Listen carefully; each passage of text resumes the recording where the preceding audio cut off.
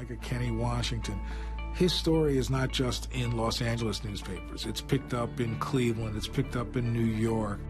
And I think that Kenny Washington especially brings credibility to the Los Angeles Rams. He, in many ways, is an example of how African Americans, through their efforts, not only improved a lot of African Americans, but improved a lot of those that care about professional football. I'm here to talk about Kenny Washington, my grandfather. As many of you may or may not know, he was the first African American to sign an NFL contract. And before I get to his NFL accomplishments, I first have to talk about his accomplishments in college. While in college, he attended the University of California, Los Angeles. While there, he played football as well as baseball. And one of his very known teammates, one of his star teammates, in fact, was Jackie Robinson. Everybody knows Jackie Robinson for his rise to fame as being the first African-American to sign a baseball contract in the Major League Baseball. While many baseball scouts and owners ultimately thought that Kenny Washington was better than Jackie Robinson at baseball, Kenny Washington refused to go to Puerto Rico in order to get into the Major Baseball League. Kenny Washington was a great tailback at the University of California, Los Angeles. He broke the record for the most rushing yards, which was 1,914 yards, and the most touchdowns in school history, which was 34 touchdowns. Kenny Washington was also the first consensus All-American in school history.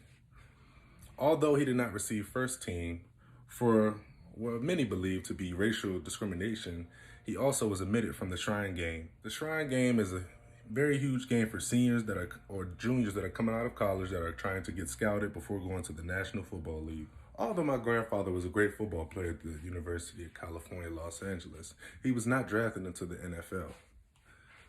In the period between 1934 and 1946, nobody was drafted into the Football League. There were no black players at this time. At this time, black players were seen as being inferior to all the white athletes. Although this didn't make sense because at that time there were 9 All-Americans that were African American in the college football series.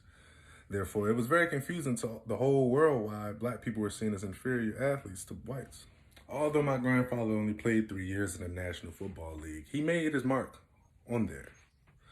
Although my grandfather had a great career, his career was cut pretty short due to injuries, where he endured in the Pacific Coast Football League, which is a professional league in the state of California. Although it was not the NFL, it was a step down from it, and he was the highest paid player at the time in that league. But he endured lots of injuries to his knees, where he had to get countless surgeries. Even in his first season in the NFL, he had surgery on both of his knees to fix those. Although my grandfather's career was cut short due to injuries, he still made a very huge impact for the black community, being the first African American to sign an NFL contract. He did, in fact, had the longest touchdown in LA Rams history, being a 92-yard touchdown rush. Also, in the second league, he led the league in yards per carry, which was 7.4 yards per carry. Also, to finish his career off, in his last game, he's had a sold-out crowd with 80,000 that gave him a standing ovation, just honoring his great career. In 1956, my grandfather was inducted into the NFL Hall of Fame. Here I have a photo of me and my little brother as we visited the Hall of Fame to see my grandfather. And here are some of my grandfather's rings over his career, a few championship rings that he won in the Pacific League as well as college. These really mean a lot to me because they were passed down to me. And although his career was cut short, he has made a large impact to this day, with the NFL being the blackest league of all sports, being 76% black. Also, he's opened doors for guys like myself, as well as other black men around the country that love to play the game of football and want to take it professional.